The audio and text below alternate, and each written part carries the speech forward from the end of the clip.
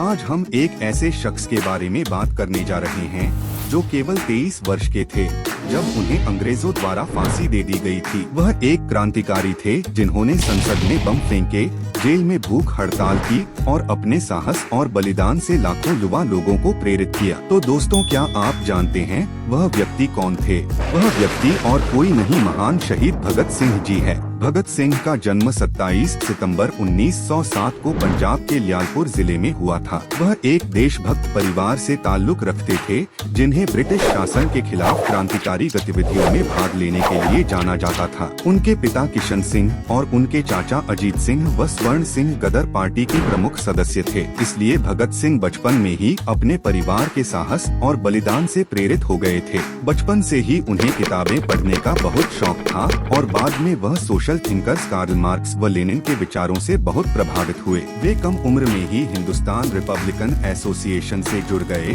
और ब्रिटिश राज के खिलाफ तोड़फोड़ और प्रदर्शन जैसे कई कार्यों में शामिल होने लगे। सन 1927 में जब ब्रिटिश सरकार ने साइमन कमीशन को बिना किसी भारतीय रिप्रेजेंटेशन के कॉन्स्टिट्यूशनल रिफॉर्म्स पर विचार करने के लिए नियुक्त किया, तो भारत में इसके खिलाफ बहुत विरोध प्रदर्शन हुए। स्वर्गीय श्री लाला लाजपत राय भी एक ऐसे ही शांतिपूर्ण विरोध का नेतृत्व कर रहे थे जब ब्रिटिश सरकार ने प्रदर्शनकारियों पर लाठीचार्ज का हुक्म दे दिया। इस लाठीचार्ज में लाला जी के सिर पर लाठी लगने से उनका निधन हो गया। उनकी मौत का बदला लेने के लिए भगत सिंह और उनके सहयोगियों ने लाठीचार्ज का आदेश देने वाले पुलिस प्रमुख जेम्स स्कॉट को मारने की योजना बनाई, परंतु गलत पहचान की वजह से उन्होंने 17 दिसंबर 1928 को जॉन सॉन्डर्स को गोली मार दी। 8 अप्रैल 1929 को दिल्ली में केंद्रीय विधान सभा पर बमबारी करके भगत सिंह ने एक और साहसिक कार्य किया। भगत सिंह और उनके साथी बटुकेश्वर दत्त कई दिनों से विधानसभा जा रहे थे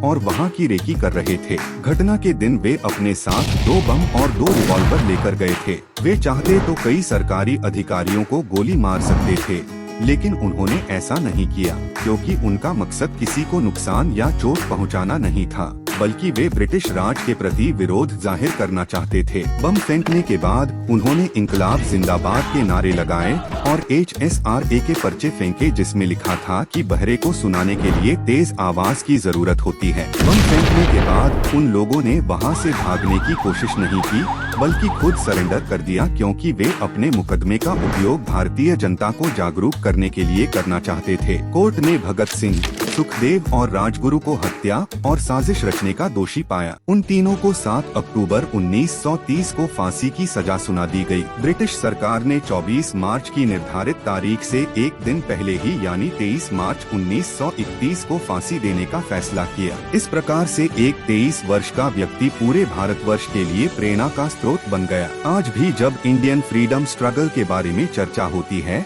तो भगत सिंह का नाम पूरे गौरव से लिया जाता है। अगर आपको यह वीडियो अच्छी लगी हो तो लाइक करें, कमेंट करें और चैनल को सब्सक्राइब करें।